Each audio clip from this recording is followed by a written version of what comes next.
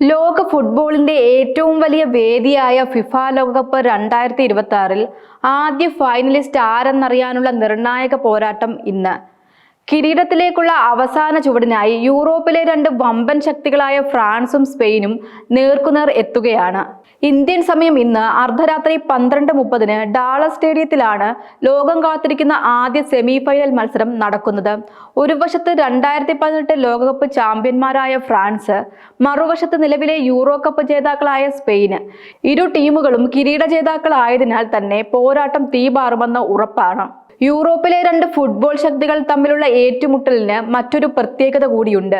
ലോക ഫുട്ബോളിലെ ഏറ്റവും മികച്ച യുവതാരങ്ങളിൽ ഒരാളായ സ്പെയിന്റെ ലാമിൻ യമാലും ഫ്രാൻസിന്റെ സൂപ്പർ താരം കിലിയൻ എംബാപ്പയും നേർക്കുനേർ എത്തുന്നു എന്നതാണ് ആരാധകരുടെ ആവേശം ഇരട്ടിയാക്കുന്നത്.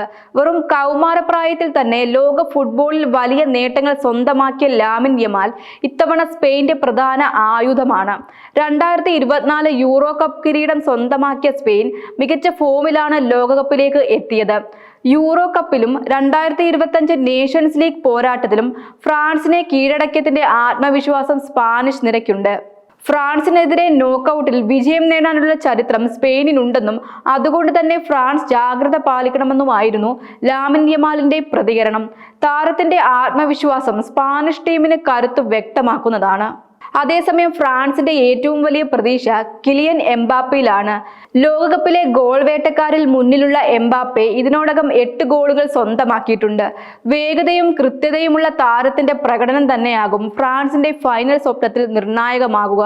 തുടർച്ചയായ 3-ാം ലോകകപ്പ് ഫൈനലാണ് ഫ്രാൻസിന്റെ ലക്ഷ്യം.